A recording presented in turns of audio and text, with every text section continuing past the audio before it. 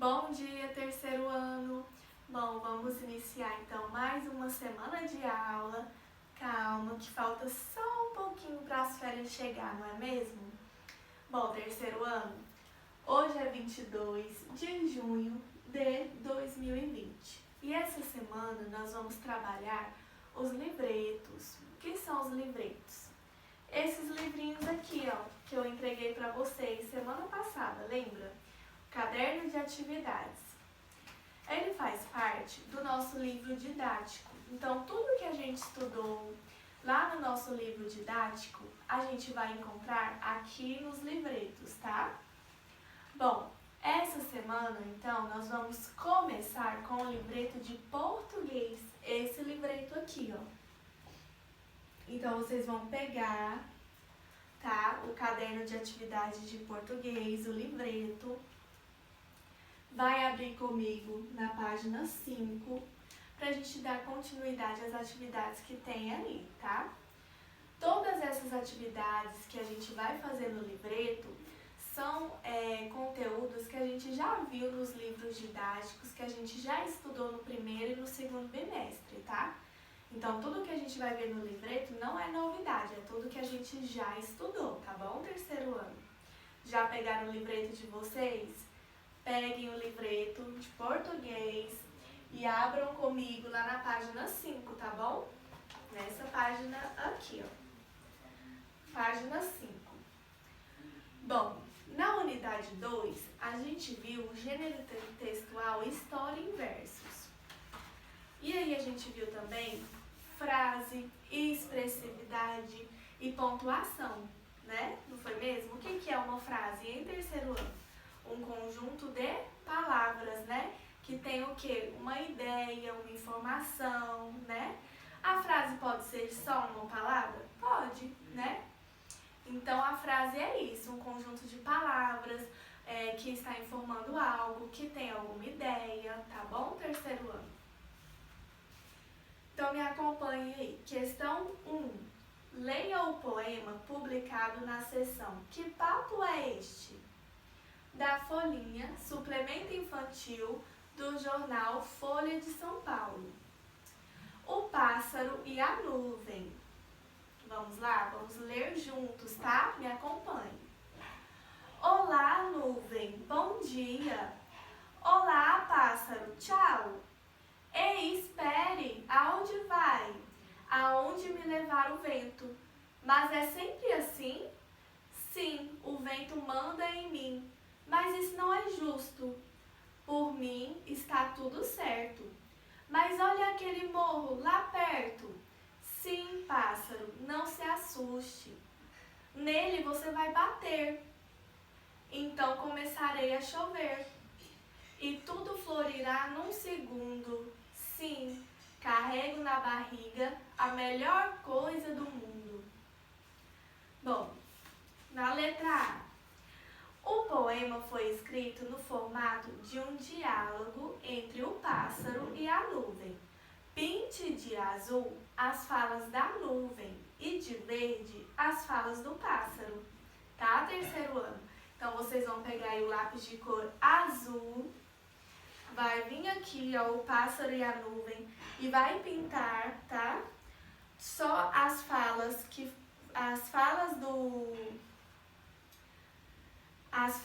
azul da nuvem, tá? E as falas do pássaro vocês vão pintar de verde.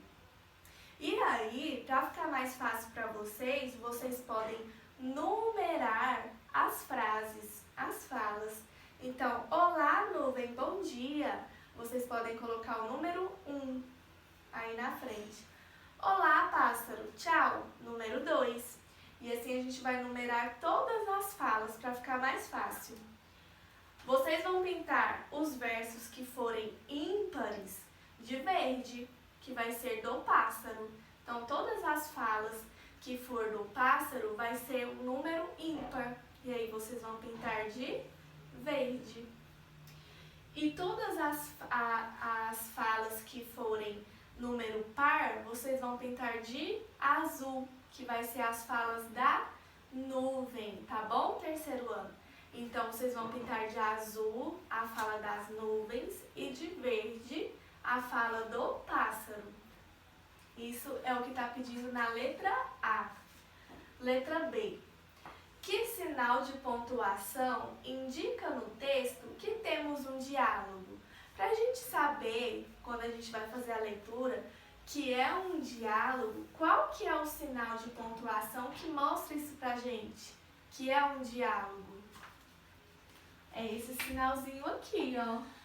A gente chama esse sinalzinho aqui de travessão. Então, o sinalzinho de travessão.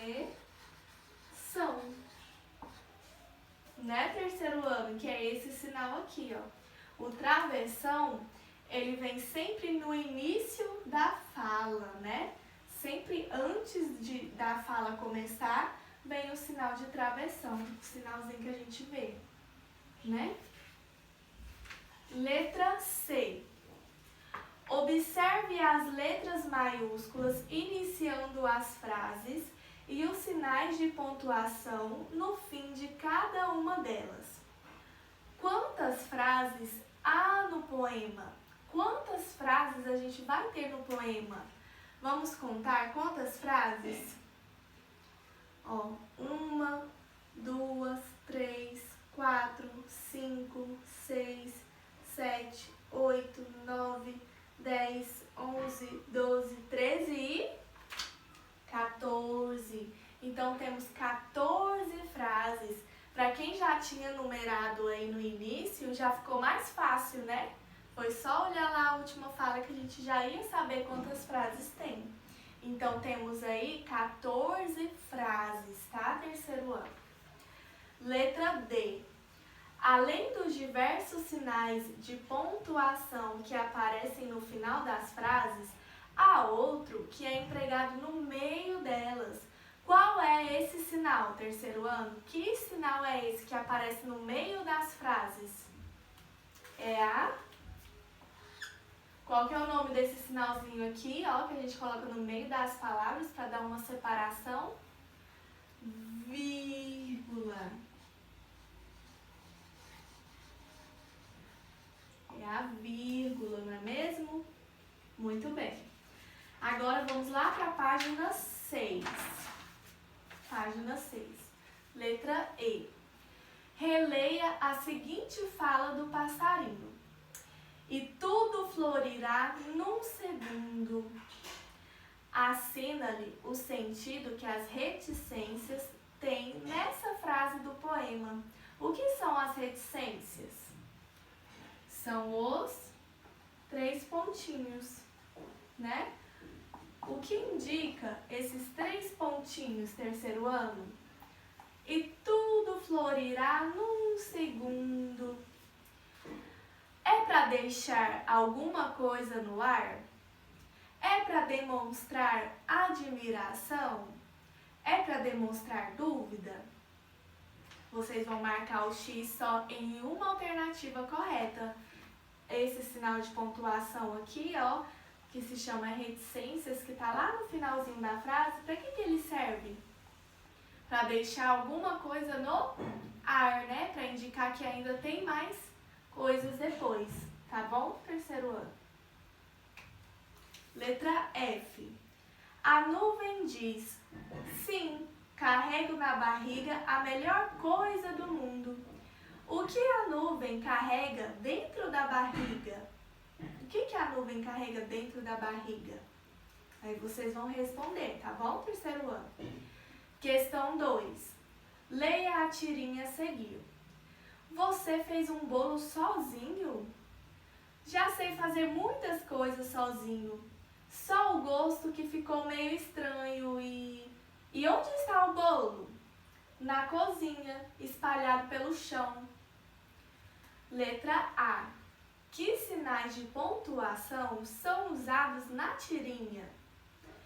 Quais são os sinais de pontuação usados em toda essa tirinha? Vocês vão escrever, tá? A pontuação. Temos aí interrogação, temos aí o ponto de exclamação, temos a vírgula, temos também reticências, não é mesmo? Que são o quê? Os 3 pontinhos.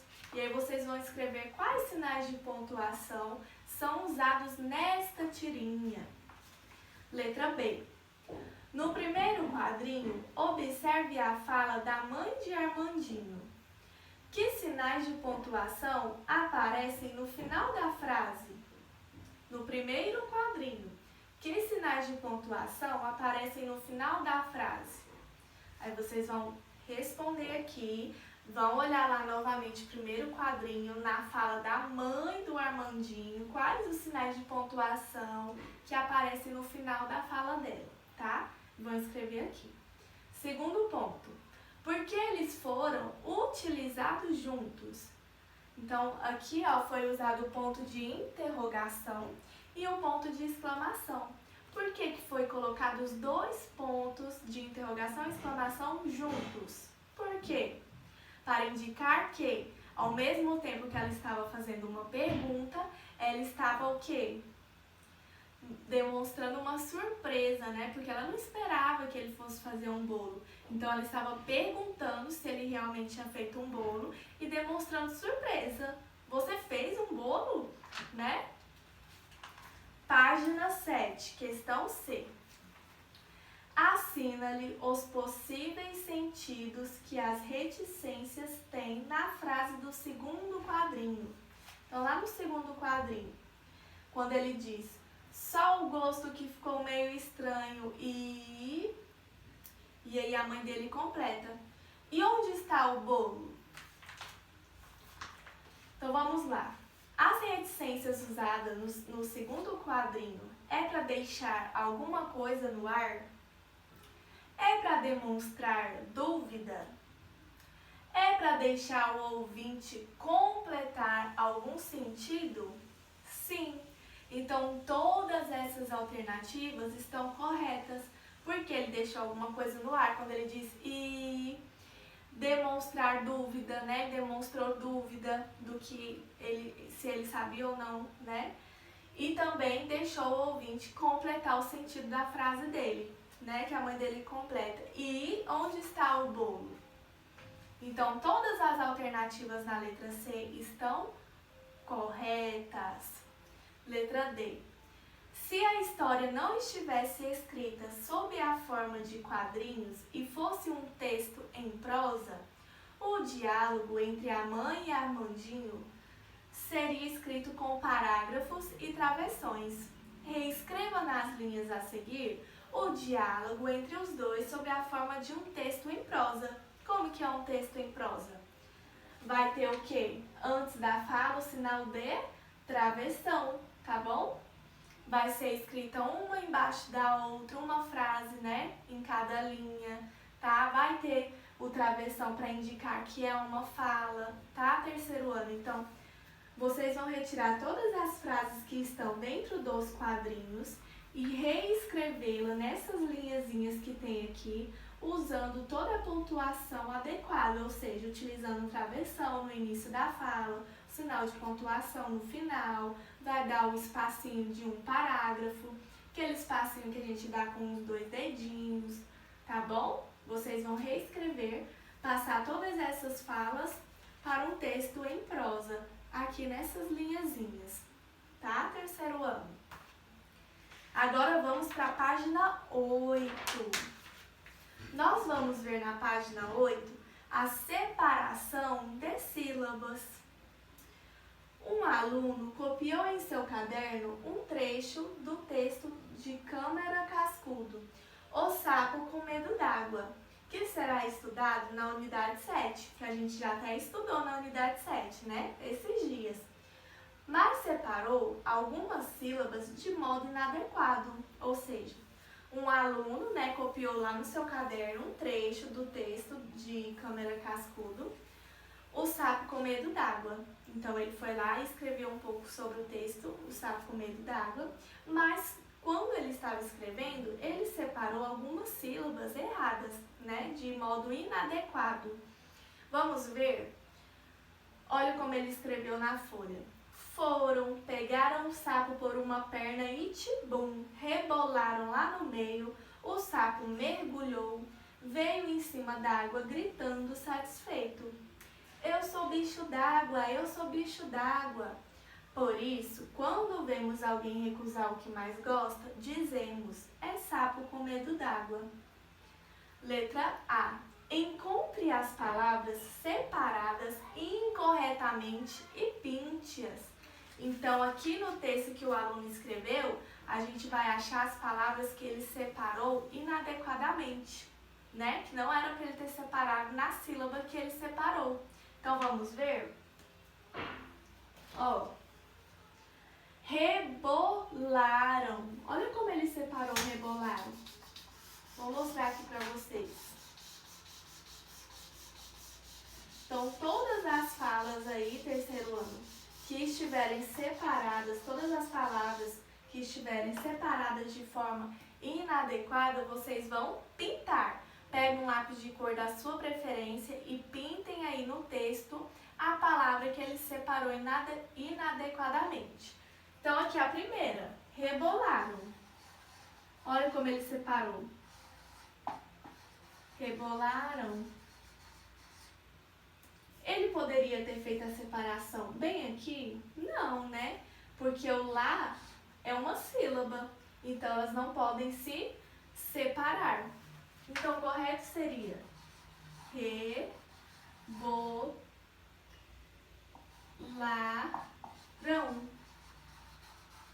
né? Porque aqui a sílaba lá ficou junta. Então, essa seria a forma mais adequada dele fazer a separação, né? E aí vocês vão procurar mais palavras aí no texto que foram separadas de forma errada e vai colorir essa palavra no texto, tá? Terceiro ano. Letra B. Ajude esse aluno dando-lhe sugestões de separação silábica das palavras pintadas. Então, quais foram as palavras pintadas? Depois de vocês terem achado aí no texto as palavras separadas erradas, que vocês já tiverem pintado, aí vocês vão responder a letra B. Qual seria a forma correta dele separar essas palavras?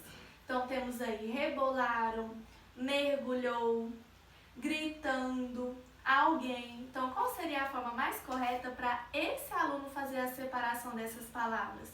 Tá? Lembrando que quando a gente faz a gente faz separação das sílabas, tá? Então, a gente não pode separar uma sílaba desse jeito aqui, ó, tá? Então, as sílabas permanecem juntas. Outro exemplo aqui, mergulhou. Vou fazer com vocês.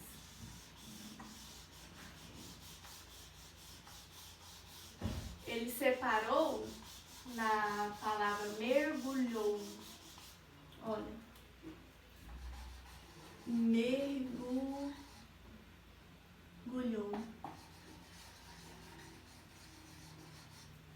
Ó, ele fez a separação errada, né? Porque o G e o U não poderiam ter sido separadas, porque elas formam uma sílaba. Então, como ele deveria ter feito essa separação? Mergulhou.